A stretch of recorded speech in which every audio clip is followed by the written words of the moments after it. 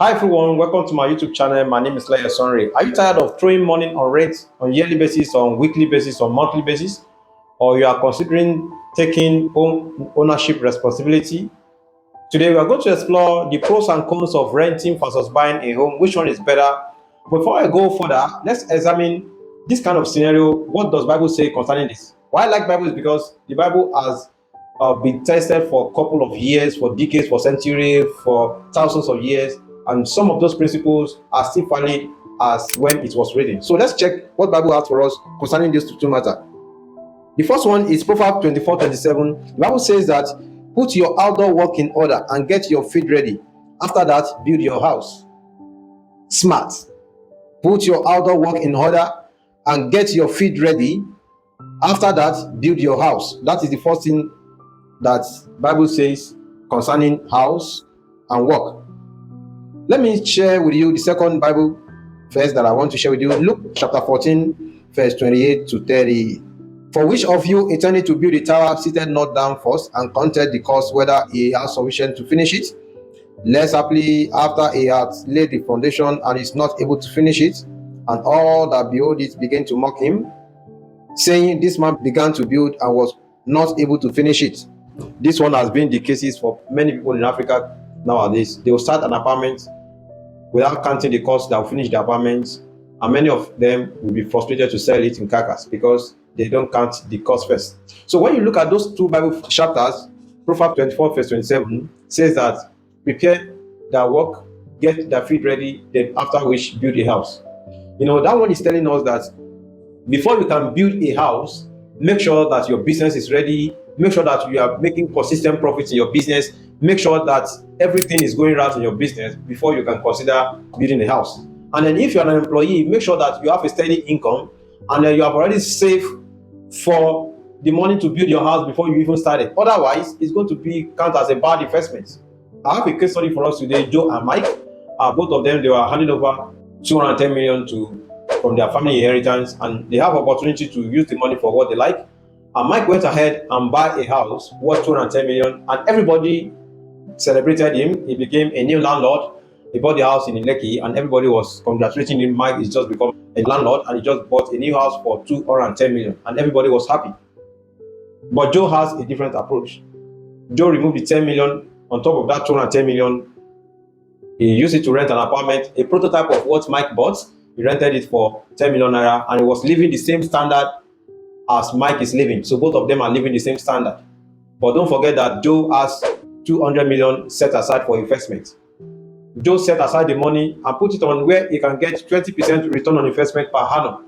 So maybe you are thinking, where can I get investment that can give me 20% per annum?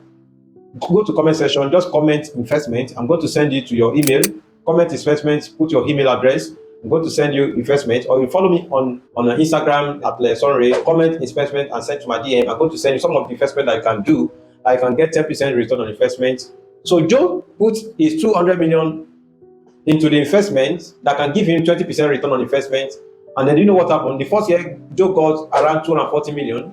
And if you compound 200 million for 10 years with the 20% annual interest and the profit is being reinvested, you are going to get somewhere around 1.23 billion naira. So that means after 10 years, Joe will have 1.23 billion naira. And the total rent that Joe rented for the 10 years is 100 million. So if you remove 100 million from 1.23 billion, that still remains like 1.1 billion, right?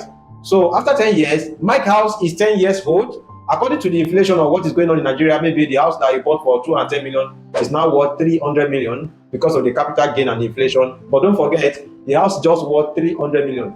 The house does not put any money in Mike's wallet. No money entered into the Mike wallet.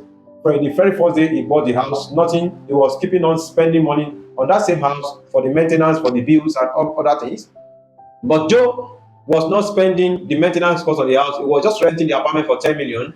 And he still have flexibility of changing the apartment in the course of 10 years, changing to better environment in the course of 10 years, but still maintaining that 10 million naira. And after 10 years, Joe has more than 1 billion naira. And then the Mike apartment worth 300 million after 10 years because of the inflation and other things.